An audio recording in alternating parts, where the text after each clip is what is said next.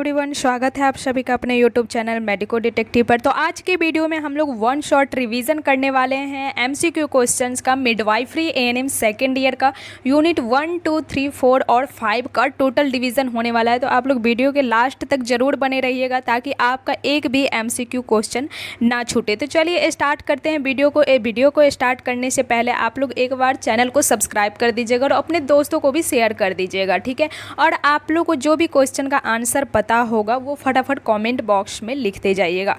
तो चलिए, आपकी स्क्रीन पे पहला क्वेश्चन दिख रहा होगा कि पहला क्वेश्चन है कि महिला जनन तंत्र में प्राथमिक सेक्स अंग कौन सा होता है, यानी कि फीमेल रिप्रोडक्टिव सिस्टम में प्राइमरी सेक्स ऑर्गन कौन सा होता है। ऑप्शन ए में है यूट्रस यानी कि गर्भाशय, बी में है अंडाशय यानी कि ओवरी, सी में है फैलोपियन ट्यूब और डी में है योनि। तो यहाँ पर सही आंसर हो जाएगा ऑप्शन नंबर बी जो है सही हो जाएगा। फीमेल रिप्रोडक्टिव सिस्टम में प्राइमरी सेक्स ऑर्गन जो है ओवरी होता है, ठीक है। तो जो भी ऑप्शन नंबर बी लगाए हैं उनका बिल्कुल सही होगा। नेक्स्ट क्वेश्चन पे चलते हैं। नेक्स्ट क्वेश्चन है यूट्रस की सामान्य स्थिति क्या होती है, यानी कि यूट्रस की जो नॉर्मल पोजीशन होती है वो कैसी होती है। ऑप्शन ए में है एंटीवर्टेड एंड एंटीफ्लेक्सेड, बी में है रेट्रोवर्टेड एंड रेट्रोफ्लेक्सेड, सी में है एंटीवर्टेड एंड रेट्रोफ्लेक्सेड और डी में है रेट्रोवर्टेड एंड एंटीफ्लेक्सेड। तो यूट्रस की जो नॉर्मल पोजीशन होती है वो होती है एंटीवर्टेड एंड एंटीफ्लेक्सेड, यानी कि ऑप्शन नंबर ए जो है बिल्कुल यहाँ पे सही हो जाएगा। नेक्स्ट क्वेश्चन पे चलते हैं। तो नेक्स्ट क्वेश्चन आपको दिख रहा होगा कि फैलोपियन ट्यूब की सामान्य लंबाई कितनी होती है। ऑप्शन ए में है 5 सेंटीमीटर, बी में है 10 सेंटीमीटर, सी में है 15 सेंटीमीटर और डी में है 20 सेंटीमीटर। तो फैलोपियन ट्यूब की जो नॉर्मल लेंथ होती है वो होती है 10 सेंटीमीटर। कितनी होती है? 10 सेंटीमीटर होती है। ऑप्शन नंबर बी जो है बिल्कुल करेक्ट हो जाएगा। ये आप लोग को थ्योरी वीडियो में पढ़ाया गया था, ठीक है। नेक्स्ट क्वेश्चन है कि निषेचन यानी कि फर्टिलाइजेशन नॉर्मली महिला शरीर में कहाँ होता है। ऑप्शन ए में है यूट्रेन कैविटी, बी में है ओवरी, सी में है फैलोपियन ट्यूब का एम्पुलरी भाग और डी में है वेजाइना। तो फर्टिलाइजेशन है जो है जनरली महिला के शरीर में फैलोपियन ट्यूब के एम्पुलरी भाग में होती है। कहाँ होती है? फैलोपियन ट्यूब के एम्पुलरी भाग में, यानी कि ऑप्शन नंबर सी जो है यहाँ पे बिल्कुल करेक्ट हो जाएगा। नेक्स्ट क्वेश्चन पे चलते हैं। नेक्स्ट क्वेश्चन है मासिक धर्म चक्र यानी कि मेंस्ट्रुअल साइकिल का सामान्य समय कितने दिनों का होता है। ये सबको पता होगा। ऑप्शन ए में 21 दिन, बी में 28 दिन, सी में 35 दिन और डी में है 42 दिन। तो यहाँ पर सही आंसर हो जाएगा कि मेंस्ट्रुअल साइकिल का जो सामान्य समय होता है वो होता है 28 दिन, यानी कि ऑप्शन नंबर बी जो है यहाँ पे बिल्कुल करेक्ट हो जाएगा। नेक्स्ट क्वेश्चन पे चलते हैं कि निम्नलिखित में से कौन सा हार्मोन ओव्यूलेशन के लिए जिम्मेवार है। ऑप्शन ए में है एस्ट्रोजेन, बी में है प्रोजेस्टेरॉन, सी में है ल्यूटेनाइजिंग हार्मोन और डी में है प्रोलैक्टिन। तो यहाँ पे सही आंसर क्या हो जाएगा? जो ओव्यूलेशन के लिए जिम्मेवार होता है तो वो हो जाएगा option number C, luteinizing hormone जो है ओव्यूलेशन के लिए जिम्मेदार होता है। यह आप लोग को पढ़ाया गया था ह्यूमन रिप्रोडक्टिव सिस्टम में, यानी कि फीमेल रिप्रोडक्टिव सिस्टम में पढ़ाया गया था, ठीक है, थ्योरी वीडियो में ऑनलाइन बैच में। तो जिनको भी ऑनलाइन का कॉन्सेप्ट क्लियर करना है, थ्योरी का कॉन्सेप्ट क्लियर करना है वो जो है, तो आप लोग बिहार एएनएम सेकेंड ईयर का फुल कोर्स जो है सिर्फ 299 रुपये में ले सकते हैं, जिसमें आपको मिलेगा लाइव क्लासेस, एकदम फुल कॉन्सेप्ट के साथ समझना है। पीडीएफ नोट्स मिलेगा, मॉक टेस्ट होता है, 4000 प्लस एमसीक्यू होगा और 7 ईयर प्रीवियस ईयर का क्वेश्चन होगा। हेल्पलाइन नंबर यहाँ पे दिया गया है 7488483944। तो आज ही आप लोग बैच को ज्वाइन कर लीजिए और जो है अपने थ्योरी के कॉन्सेप्ट को जो है क्लियर करिए और एमसी क्वेश्चन का डेली मॉक टेस्ट लगाइए, ठीक है। जिससे क्या होगा कि आपका जो है एएनएम सेकेंड ईयर का तैयारी जो है बहुत बेहतरीन तरीके से हो जाएगा और आप अच्छे मार्क्स ऑब्टेन कर सकते हैं सिर्फ 299 में। लेकिन इसका प्राइस बढ़ के हो जाएगा 599। अभी चल रहा है ऑफर, ठीक है। तो ऑफर टाइम में आप लोग फटाक से ज्वाइन हो जाइए। तो यहाँ पे ओव्यूलेशन के लिए जिम्मेवार हार्मोन कौन सा हो जाएगा, वो हो जाएगा प्रोजेस्टेरॉन। ऑप्शन नंबर यहाँ पर बी जो है, सॉरी यहाँ पे ओव्यूलेशन हार्मोन पूछ रहा है कि कौन सा हार्मोन जो है जिम्मेवार होता है ओव्यूलेशन के लिए, तो यहाँ पे ल्यूटेनाइजिंग हार्मोन हो जाएगा, यानी कि ऑप्शन नंबर सी जो है बिल्कुल करेक्ट हो जाएगा। ठीक है, नेक्स्ट क्वेश्चन पे चलते हैं कि गर्भाशय की सबसे आंतरिक परत यानी कि इनर लेयर को क्या कहते हैं। ऑप्शन ए में है मायोमेट्रियम, बी में है पेरीमेट्रियम, सी में है एंडोमेट्रियम और डी में है एपिथेलियम। तो गर्भाशय की जो सबसे इनर लेयर होती है उसको कहा जाता है एंडोमेट्रियम। कि क्या कहा जाता है, एंडोमेट्रियम कहा जाता है गर्भाशय के सबसे आंतरिक परत के या फिर इनर लेयर को। ठीक है, तो ऑप्शन नंबर सी जो है यहाँ पे बिल्कुल करेक्ट हो जाएगा। नेक्स्ट क्वेश्चन पे चलते हैं कि योनि यानी कि वेजाइना की अम्लीय प्रकृति को बनाए रखने के लिए कौन सा जीव जिम्मेवार होता है। ऑप्शन ए में है लैक्टोबैसिलस, बी में है एस्टोफिलोकोकस, सी में है ई कोलाई और डी में है स्ट्रेप्टोकोकस। तो वेजाइना की एसिडिक पीएच बनाए रखने के लिए जो जिम्मेवार जीव होते हैं वो होते हैं लैक्टोबैसिलस। वो कौन सा जीव होते हैं, लैक्टोबैसिलस। ऑप्शन नंबर ए जो है बिल्कुल यहाँ पे करेक्ट हो जाएगा। नेक्स्ट क्वेश्चन पे चलते हैं कि भ्रूण की खोपड़ी यानी कि फीटल स्कल में सबसे बड़ा व्यास कौन सा होता है। ये भी आप लोग को फीटल स्कल में बताया गया था एकदम अच्छे से कॉन्सेप्ट को क्लियर करके। तो जो भी ऑनलाइन बैच में थ्योरी पढ़े होंगे उनको बहुत अच्छे से पता होगा और वो कमेंट बॉक्स में एकदम सही आंसर बताएंगे। ठीक है, तो यहाँ पर सही आंसर हो जाएगा कि फीटल स्कल में जो सबसे बड़ा व्यास जो होता है वो होता है मेंटो वर्टिकल। किसका होता है, मेंटो वर्टिकल। ऑप्शन नंबर बी जो है यहाँ पर सही हो जाएगा। ठीक है, नेक्स्ट क्वेश्चन है फेटल स्कल। फेटल स्कल में एंटेरियर फोंटानेल का आकार कैसा है और यह कब बंद होता है। एंटेरियर फोंटानेल का आकार बताया गया था आप लोग को और यह बंद कब होता है ये भी बताया गया था।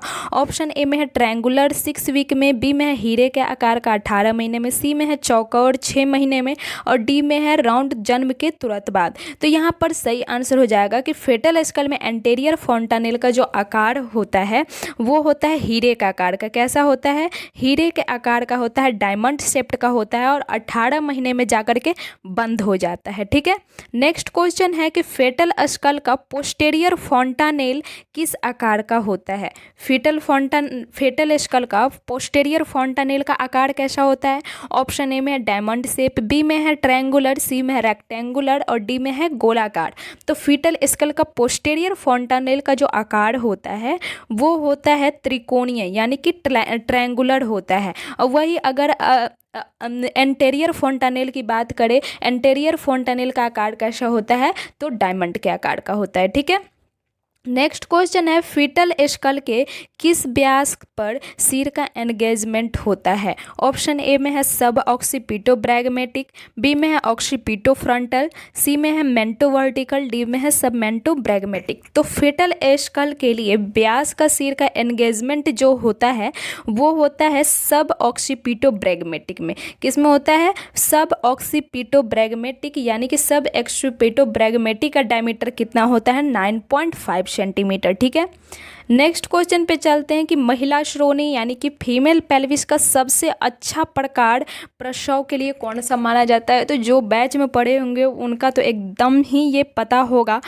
कि कौन सा जो है पेल्विस प्रसव के लिए अच्छा माना जाता है और कितने % महिलाओं में वो पेल्विस पाया जाता है। तो फटाफट आप लोग कमेंट बॉक्स में बताइएगा। अगर आप लोग भी चाहते हैं जो ऑनलाइन बैच नहीं लिए हैं और वो लोग भी चाहते हैं कि इसी तरीके से कॉन्सेप्ट क्लियर करके पढ़े और फटाफट क्वेश्चन का आंसर बताए, तो आप लोग भी आज ही बैच ज्वाइन कर सकते हैं। फटाक से टेलीग्राम का लिंक दिया गया है डिस्क्रिप्शन में, वहाँ से ज्वाइन हो जाइए और आज ही बैच को परचेज कर लीजिए। ठीक है, तो बताइए फीमेल पेल्विस का सबसे अच्छा प्रकार प्रसव के लिए कौन सा है। तो वो हो जाएगा ऑप्शन ए में दिया गया है एंड्रोइड, बी में है गायनेकोइड, सी में एंथ्रोपॉइड, डी में है प्लेटिपॉइड। तो यहाँ पर सही आंसर हो जाएगा ऑप्शन नंबर बी गायनेकोइड। और आप लोगों को बताया गया था कि गायनेकोइड पेल्विस जो है 50% महिलाओं में पाया जाता है। नेक्स्ट क्वेश्चन पे चलते हैं कि एंड्रॉयड पेल्विस की आकृति कैसी होती है। एंड्रॉयड पेल्विस की शेप पूछा जा रहा है। ऑप्शन ए में है गोल, बी में है अंडाकार, सी में है दिल के आकार की, डी में है चपटी। तो एंड्रॉयड पेल्विस की शेप की बात करें तो वो होता है दिल के आकार का, हार्ट शेप्ड होता है। ठीक है, ऑप्शन नंबर सी जो है बिल्कुल करेक्ट हो जाएगा। नेक्स्ट क्वेश्चन है महिला श्रोणि के यानी कि फीमेल पेल्विस के कितने मुख्य भाग होते हैं। ऑप्शन ए में है 2, बी में है 3, सी में है 4 और डी में है 5। तो फीमेल पेल्विस का जो मुख्य भाग होता है वो होता है 3। कितना होता है? 3 होता है। ऑप्शन नंबर बी जो है सही हो जाएगा यहाँ पे। ठीक है, नेक्स्ट क्वेश्चन पे चलते हैं कि पेल्विक इनलेट का अनुप्रस्थ व्यास सामान्यतः कितना होता है। ऑप्शन ए में है 11 सेंटीमीटर, बी में है 12 सेंटीमीटर, सी में है 13 सेंटीमीटर और डी में है 10 सेंटीमीटर। तो पेल्विक इनलेट का जो ट्रांसवर्स डायमीटर होता है वो ट्रांसवर्स डायमीटर जनरली जो होता है 11 सेंटीमीटर होता है। कितना होता है? 11 सेंटीमीटर होता है। नेक्स्ट क्वेश्चन है ट्रू पेल्विस और फॉल्स पेल्विस को अलग रखने वाली रेखा को क्या कहते हैं। ऑप्शन ए में है लीनिया टर्मिनलिस, बी में है इनोमिनेंट लाइन, सी में है इंटर एस्पानियस लाइन और डी में है क्रेस्ट लाइन। तो ट्रू पेल्विस और फॉल्स पेल्विस को जो अलग करने वाली रेखा होती है वो होती है लीनिया टर्मिनलिस। ये पढ़ाया गया था आप लोग को, एकदम पॉइंट में बताया गया था कि लीनिया टर्मिनलिस जो होता है ट्रू पेल्विस और फॉल्स पेल्विस को अलग करने वाली एक रेखा होती है। ठीक है, नेक्स्ट क्वेश्चन है सामान्य गर्भावस्था की कुल अवधि कितने सप्ताह की होती है। ऑप्शन ए में है 36 सप्ताह, बी में है 40 सप्ताह, सी में है 42 सप्ताह, डी में है 38 सप्ताह। तो नॉर्मल प्रेगनेंसी की जो कुल अवधि होती है वो होती है 40 सप्ताह की। कितनी होती है? 40 सप्ताह की होती है। नेक्स्ट क्वेश्चन पे चलते हैं कि गर्भावस्था का पता लगाने के लिए यूरिन टेस्ट में किस हार्मोन की जांच की जाती है। ऑप्शन ए में है HPL, बी में है HCG, सी में है TSH, डी में है ऑक्सीटोसिन। तो यहाँ पे HCG का फुल फॉर्म आप लोग लिख लीजिएगा क्योंकि इसका फुल फॉर्म जो है अक्सर एब्रीविएशन में पूछा जाता है। ठीक है, एब्रीविएशन में HCG का पूछा जाता है। ठीक है, तो गर्भावस्था का पता लगाने के लिए यूरिन टेस्ट में जो है HCG, यूरिन टेस्ट में HCG हार्मोन की जांच की जाती है। किसकी? HCG हार्मोन की जांच की जाती है। नेक्स्ट क्वेश्चन है गर्भावस्था के दौरान गर्भाशय का वजन गैर गर्भवती अवस्था से बढ़कर अंत में कितना हो जाता है। ऑप्शन ए में है 500 ग्राम, बी में है 1000 ग्राम, सी में है 2000 ग्राम, डी में है 250 ग्राम। तो गर्भावस्था के दौरान गर्भाशय का वजन गैर गर्भवती अवस्था से बढ़कर जो है 1000 ग्राम जो है यानी कि लगभग 1 किलो जो है बढ़ जाता है। ठीक है, नेक्स्ट क्वेश्चन पे चलते हैं। नेक्स्ट क्वेश्चन है नेगेल का नियम किसके निर्धारण के लिए प्रयोग किया जाता है। ऑप्शन ए में है प्रसव के अनुमानित तिथि के लिए, बी में है गर्भ की आयु के लिए, सी में है बच्चे के वजन के लिए और डी में है प्लेसेंटा का स्थान। तो आप लोग को बताया गया था कि नेगल्स रूल जो है EDD के प्रयोग के लिए किया जाता है। किसके लिए? EDD के प्रयोग के लिए किया जाता है, यानी कि प्रसव के अनुमानित तिथि को निकालने के लिए नेगल्स रूल का यूज किया जाता है। नेक्स्ट क्वेश्चन है यदि अंतिम माहवारी की तिथि 10 जनवरी 2026 है तो नेगल नियम के अनुसार EDD क्या होगी। ऑप्शन ए में है 17 अक्टूबर 2026, बी में है 15 नवंबर 2026, सी में है 17 नवंबर 2026 और डी में है 20 अक्टूबर 2026। तो यहाँ पर सही आंसर क्या हो जाएगा? तो यहाँ पर सही आंसर हो जाएगा और देख लेते हैं हम लोग निकाल करके। तो यहाँ पे 10 जनवरी 2026 है इसका LMP। ठीक है, 10 जनवरी 2026। तो 10 जनवरी, तो जनवरी में अगर हम लोग 9 मंथ जोड़ते हैं तो कितना हो जाएगा? 9 मंथ जोड़ेंगे तो ये हो जाएगा 10 नवंबर। कितना हो जाएगा? 10 नवंबर। 10 नवंबर में अगर 7 डेज ऐड करेंगे तो कितना हो जाएगा? 17 नवंबर। तो यानी कि इसका जो सही आंसर हो जाएगा वो हो जाएगा 17 नवंबर। ऑप्शन नंबर सी जो है बिल्कुल करेक्ट हो जाएगा। अब आप लोग पूछेंगे कि मैम आप 9 मंथ जोड़े फिर 7 डेज जोड़े कैसे? तो आप लोग को थ्योरी में बताया गया था कि EDD का फॉर्मूला होता है EDD = यानी कि LMP plus 9 month plus 7 days. ठीक है, नेक्स्ट क्वेश्चन पे चलते हैं। नेक्स्ट क्वेश्चन में है गर्भ में पल रहे बच्चे की धड़कन पहली बार स्टेथोस्कोप से कब सुनी जा सकती है? ऑप्शन ए में है 12 सप्ताह, बी में है 20 सप्ताह, सी में है 16 सप्ताह, डी में है 24 सप्ताह। तो यहाँ पर सही आंसर हो जाएगा ऑप्शन नंबर सी 16। गर्भ में पल रहे बच्चे की धड़कन जो है पहली बार स्टेथोस्कोप से 16 सप्ताह में सुनी जा सकती है। नेक्स्ट क्वेश्चन है गर्भावस्था के दौरान महिला में सामान्यतः किस प्रकार का एनीमिया सबसे अधिक देखा जाता है? ऑप्शन ए में है एप्लास्टिक एनीमिया, बी में है आयरन डेफिशिएंसी एनीमिया, सी में है पेरिनियस एनीमिया और डी में है हेमोलाइटिक एनीमिया। तो गर्भावस्था के दौरान महिला में नॉर्मली आयरन डेफिशिएंसी एनीमिया देखा जाता है। किस प्रकार का एनीमिया? आयरन डेफिशिएंसी एनीमिया देखा जाता है। ठीक है, और लास्ट में आप लोग बताइएगा कि टोटल क्वेश्चन में आपका कितना क्वेश्चन सही हुआ है, तो ये ज़रूर बताइएगा ताकि आपको पता चले कि आपकी तैयारी किस तरीके से चल रही है। और अपनी तैयारी को बेहतर करने के लिए आप लोग जो है मेरे एडवाइस के अकॉर्डिंग बैच ले लीजिए ऑनलाइन, ताकि आपका जो है कॉन्सेप्ट क्लियर है और आप एक भी क्वेश्चन को गलत ना करो और आपका मार्क्स अच्छा आए। ठीक है, और जब आपके मार्क्स अच्छे आएंगे तो जॉब भी जल्दी लग जाएंगे, है ना। नेक्स्ट क्वेश्चन पे चलते हैं कि प्रसव पूर्व देखभाल की कम से कम कितनी विजिट्स भारत सरकार के दिशा निर्देशों के अनुसार अनिवार्य है? ऑप्शन ए में है कम से कम 1, बी में है कम से कम 2, सी में है कम से कम 4, डी में है कम से कम 8।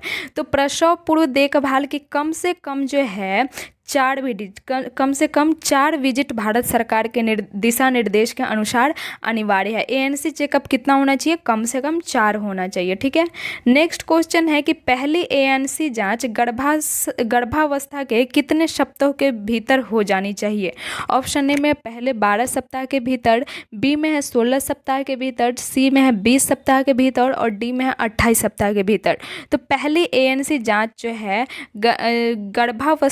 गर्भावस्था के पहले 12 सप्ताह के भीतर हो जानी चाहिए। कितनी? पहले 12 सप्ताह के भीतर हो जानी चाहिए, यानी कि ऑप्शन नंबर ए यहाँ पे सही हो जाएगा। नेक्स्ट क्वेश्चन है गर्भवती महिला को आयरन और फॉलिक एसिड की गोली किस महीने से शुरू करनी चाहिए? ऑप्शन ए में है पहली तिमाही में, बी में है चौथी महीने से, सी में है 7वें महीने से, डी में है प्रसव के तुरंत पहले। तो गर्भवती महिला को आयरन और फॉलिक एसिड की गोली जो है चौथी महीने से, यानी कि चौथा सप्ताह के बाद, यानी सेकेंड सेमेस्टर में जो है शुरू करनी चाहिए। ऑप्शन नंबर बी यहाँ पे सही हो जाएगा। नेक्स्ट क्वेश्चन है गर्भवती महिला को टेटनस के कितने टीके लगने चाहिए? ऑप्शन ए में है 1 टीका, बी में है 2 टीके, सी में है 3 टीके और डी में है कोई टीका नहीं। तो गर्भवती महिला को टेटनस के कुल कितने टीके लगने चाहिए? 2 टीके लगने चाहिए। ठीक है, या फिर बूस्टर लगना चाहिए। नेक्स्ट क्वेश्चन है गर्भावस्था के दौरान क्विकनिंग से क्या तात्पर्य है?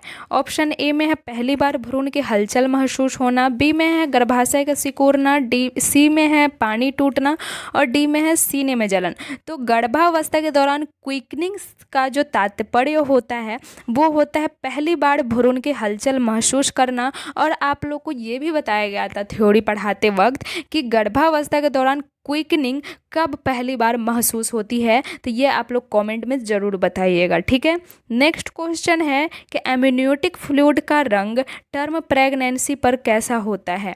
ऑप्शन ए में है गहरा हरा, बी में है हल्का पीला या स्ट्रॉ कलर, सी में है चमकीला लाल और डी में है पूरी तरह काला। तो एमनियोटिक फ्लूइड का रंग टर्म प्रेगनेंसी पर जो है टर्म प्रेगनेंसी पर हल्का पीला हो जाता है या फिर स्ट्रॉ कलर हो जाता है। ठीक है, नेक्स्ट है गर्भावस्था के दौरान प्लेसेंटा मुख्य रूप से कौन सा हार्मोन स्रावित करता है जो भ्रूण के विकास में मदद करता है? ऑप्शन ए में है एस्ट्रोजन और प्रोजेस्टेरोन, बी में है इंसुलिन, सी में है थायरोक्सिन और डी में है एड्रेनालिन। तो गर्भावस्था के दौरान प्लेसेंटा का मुख्य रूप से जो हार्मोन स्रावित करता है जो कि फीटस के डेवलपमेंट में हेल्प करता है वो हार्मोन होता है एस्ट्रोजन और प्रोजेस्टेरॉन। तो ऑप्शन नंबर यहाँ पे ए है बिल्कुल करेक्ट, और जो भी ए कमेंट में लिखे होंगे उनका बिल्कुल सही होगा। नेक्स्ट है लाइटनिंग की प्रक्रिया से क्या तात्पर्य है। लाइटनिंग की प्रक्रिया से क्या तात्पर्य है।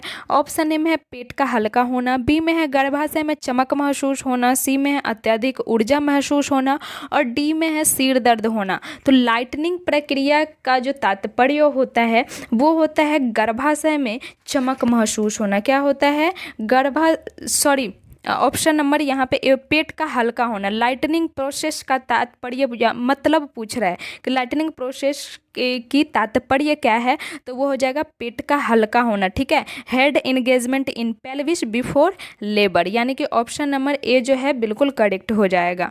नेक्स्ट क्वेश्चन है प्रसव पीड़ा यानी कि लेबर पेन शुरू होने का सबसे मुख्य और निश्चित लक्षण क्या है।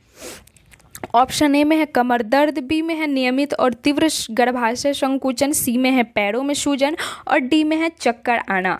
तो यहाँ पर सही आंसर हो जाएगा कि लेबर पेन शुरू होने का जो सबसे मुख्य और निश्चित लक्षण होता है वो होता है नियमित, यानी कि रेगुलर और तीव्र गर्भाशय संकुचन हो जाएगा। नेक्स्ट क्वेश्चन है गर्भावस्था में ब्रैक्सटन हिक्स कॉन्ट्रैक्शन क्या होते हैं।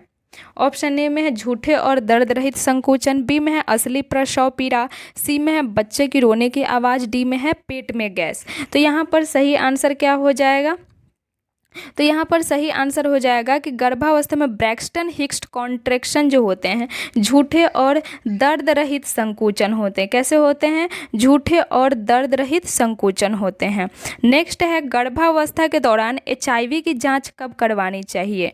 HIV का फुल फॉर्म भी आप लोग कमेंट बॉक्स में लिखिएगा क्योंकि एब्रिविएशन में ये पूछता है। ऑप्शन ए में है पहली ANC विजिट के दौरान, बी में है प्रसव के समय, सी में है केवल डिलीवरी के बाद, और डी में है आवश्यक नहीं है। तो गर्भावस्था के दौरान HIV की जांच जो है गर्भाशय के दौरान HIV की जांच जो है पहली ANC विजिट के दौरान ही की जाती है। ठीक है, तो ऑप्शन नंबर यहाँ पर ए जो है बिल्कुल करेक्ट हो जाएगा। नेक्स्ट है कि गर्भ में बच्चे के चारों ओर मौजूद एम्यूनिएटिक द्रव की सामान्य मात्रा यानी कि टर्म पर कितनी होती है। ऑप्शन ए में है 200 से 400 मिलीमीटर, बी में है 800 से 1000 मिलीमीटर, और सी में है 1500 से 2000 मिलीमीटर, और डी में है 50 मिलीमीटर। तो गर्भ में बच्चे के चारों ओर जो एम्यूनिटिक द्रव की सामान्य मात्रा होती है वो होती है 800 से 1000 मिलीमीटर। कितनी होती है, 800 से 1000 मिलीमीटर। नेक्स्ट है कि एम्यूनिटिक फ्लूइड का सामान्य मात्रा से बहुत अधिक होना क्या कहलाता है। ऑप्शन ए में है ओलिगोहाइड्रामिनस, बी में है पॉलीहाइड्रामिनस, सी में हाइड्रामिनस की जगह हाइड्रोसिफेलस, और डी में है एनीहाइड्रामिनस। तो एम्यूनिटिक फ्लूइड का सामान्य मात्रा से यानी कि नॉर्मल क्वांटिटी से जो अधिक हो जाता है तो उसको कहा जाता है पॉलीहाइड्रामिनस। क्या कहा जाता है, पॉलीहाइड्रामिनस कहा जाता है। नेक्स्ट है कि एम्यूनिटिक द्रव की मात्रा यदि 200 मिलीमीटर से कम हो जाए तो उसे क्या कहते हैं। ऑप्शन ए में है पॉलीहाइड्रामिनस, बी में है ओलिगोहाइड्रामिनस, सी में है हेमरेज, और डी में है एडिमा। तो यहाँ पर सही आंसर हो जाएगा कि एम्यूनिटिक द्रव की मात्रा लगभग 200 मिलीमीटर से कम हो जाएगा तो उसको कहा जाएगा ओलिगोहाइड्रामिनस। क्या कहा जाएगा, ओलिगोहाइड्रामिनस। नेक्स्ट है गर्भवती महिला को प्रतिदिन एक्स्ट्रा कितनी कैलोरी की आवश्यकता होती है। ऑप्शन ए में है 100 किलो कैलोरी, बी में है 350 किलो कैलोरी, सी में है 500 किलो कैलोरी, और डी में है 1000 किलो कैलोरी। तो गर्भवती महिला को प्रतिदिन एक्स्ट्रा एनर्जी की आवश्यकता होती है, वो कितनी होती है, तो 350 किलो कैलोरी, यानी कि ऑप्शन नंबर बी यहाँ पे सही हो जाएगा। नेक्स्ट क्वेश्चन है गर्भवती महिला को स्तनपान और भ्रूण विकास के लिए अतिरिक्त प्रोटीन प्रतिदिन कितनी मात्रा में लेनी चाहिए।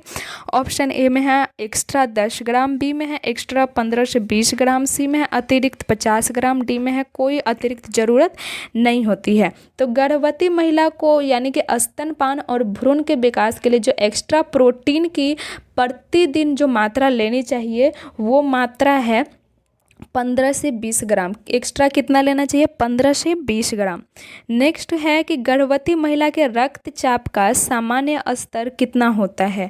ऑप्शन ए में है 120/80 mmHg से कम, बी में है 140/90 mmHg से अधिक, सी में है 90/60 mmHg और डी में है 150/100 mmHg। तो गर्भवती महिला के ब्लड प्रेशर का जो नॉर्मल रेंज होता है वो नॉर्मल रेंज होता है 120/80 mmHg। ठीक है, नेक्स्ट क्वेश्चन पे चलते हैं। नेक्स्ट क्वेश्चन है गर्भावस्था के दौरान यदि उच्च रक्तचाप के साथ यूरिन में प्रोटीन आने लगे तो इस स्थिति को क्या कहा जाएगा।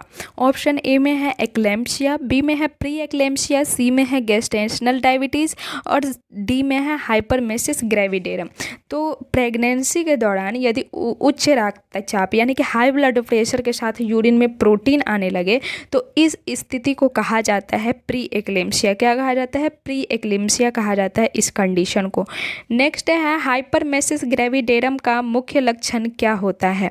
ऑप्शन ए में अत्यधिक उल्टी और मतली, बी में है उच्च रक्तचाप, सी में है अत्यधिक नींद आना और डी में है कम वजन का होना। तो हाइपरमेसिस ग्रेविडेरम का जो मुख्य लक्षण होता है वो होता है अत्यधिक उल्टी और मतली, यानी कि ऑप्शन नंबर ए जो है बिल्कुल करेक्ट हो जाएगा, सीवियर नोजिया और वोमिटिंग होगा। ठीक है, नेक्स्ट क्वेश्चन पे चलते हैं। नेक्स्ट क्वेश्चन है लेप्रोस्कोपिक या अल्ट्रासाउंड द्वारा गर्भाशय ग्रीवा की कमजोरी का पता लगाकर टांका लगाने की प्रोसेस को क्या कहते हैं। ऑप्शन ए में है सर्कलाइज, बी सर्वाइकल सर्कलेज, बी में है एपिसिटोमी और डी में है एमनियोसेंटेसिस और डी में है डायलेशन एंड क्यूरेटेज। तो यहाँ पर सही आंसर हो जाएगा कि लेप्रोस्कोपिक या अल्ट्रासाउंड द्वारा जो सर्विक्स की कमजोरी का पता लगाकर टांका लगाने की जो प्रोसेस होती है उसको कहा जाता है सर्कलाइज, यानी कि सर्वाइकल सर्कलाइज। ऑप्शन नंबर ए यहाँ पे सही हो जाएगा। ठीक है, नेक्स्ट क्वेश्चन है कि लेबर पेन के दौरान सर्विक्स पूरी तरह से फैल जाना कितना होता है, यानी कि लेबर के दौरान सर्विक्स पूरी तरीके से कितना फैल जाता है। ऑप्शन ए में है 5 सेंटीमीटर, बी में है 8 सेंटीमीटर, सी में है 10 सेंटीमीटर और डी में है 12 सेंटीमीटर। तो यहाँ पर सही आंसर हो जाएगा 10 सेंटीमीटर, यानी कि अप्रॉक्स की बात करें तो अप्रॉक्स 8 से 10 सेंटीमीटर हो जाता है, लेकिन जब 10 सेंटीमीटर होता है दिया है यहाँ पे ऑप्शन में, तो यहाँ पे ऑप्शन नंबर 10 सेंटीमीटर हो जाएगा। ठीक है, नेक्स्ट क्वेश्चन है प्रसव की फर्स्ट स्टेज ऑफ लेबर का मुख्य कार्य क्या होता है।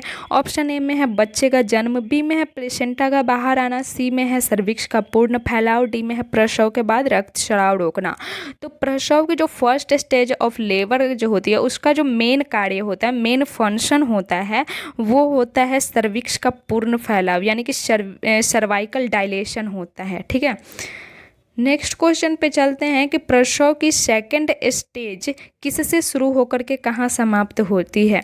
ऑप्शन ए में सर्विक्स के फैलाव से बच्चे के जन्म तक, बी में है प्लेसेंटा के निष्कासन तक, सी में है लेबर पेन की शुरुआत से सर्विक्स खुलने तक और डी में है केवल ब्लीडिंग रोकने तक। तो प्रसव की जो सेकंड स्टेज होती है वो स्टार्ट होती है सर्विक्स के फैलाव से लेकर के बच्चे के जन्म तक, यानी कि ऑप्शन नंबर ए यहाँ पे बिल्कुल सही हो जाएगा। नेक्स्ट क्वेश्चन पे चलते हैं कि प्रसव की तीसरी अवस्था में मुख्य रूप से क्या बाहर आता है। ऑप्शन ए में है शिशु, बी में है प्लेसेंटा और झिल्लियाँ, सी में है एमनियोटिक द्रव और डी में है रक्त का थक्का। तो प्रसव की जो थर्ड स्टेज होती है उसमें जो मुख्य रूप से बाहर आता है वो प्लेसेंटा और झिल्लियाँ। तो आप लोग को बताया भी गया था कि थ्योरी में कि थर्ड स्टेज ऑफ लेबर में मुख्य रूप से क्या बाहर आता है, तो प्लेसेंटा और मेम्ब्रेन्स बाहर आता है। नेक्स्ट है एपिसियोटोमी की प्रक्रिया क्या है। ऑप्शन ए में है योनि मार्ग को चौड़ा करने के लिए लगाए जाने वाला सर्जिकल कट, बी में है सिजेरियन सेक्शन का दूसरा नाम, सी में है पेट की सिलाई और डी में है गर्भपात की विधि। तो एपिसियोटोमी की जो प्रोसेस होती है उसको उसको कहा जाता है, यानी कि योनि मार्ग को चौड़ा करने के लिए लगाया जाने वाला सर्जिकल कट। तो यहाँ पे ऑप्शन नंबर ए जो है सही हो जाएगा। नेक्स्ट क्वेश्चन पे चलते हैं कि पोस्टपार्टम हेमरेज, प्रसव के बाद कितने रक्तस्राव को कहा जाता है। ऑप्शन ए में है 100 मिलीलीटर से अधिक, बी में है 250 मिलीलीटर से अधिक, सी में है 500 मिलीलीटर से अधिक और डी में है 1000 मिलीलीटर से अधिक ही केवल। तो पोस्ट हेम पीपीएच, सबसे पहले तो आप लोग पीपीएच का फुल फॉर्म लिख लीजिएगा, ये एग्जाम में पूछता है। इसका एब्रीविएशन पोस्टपार्टम हेमरेज होता है।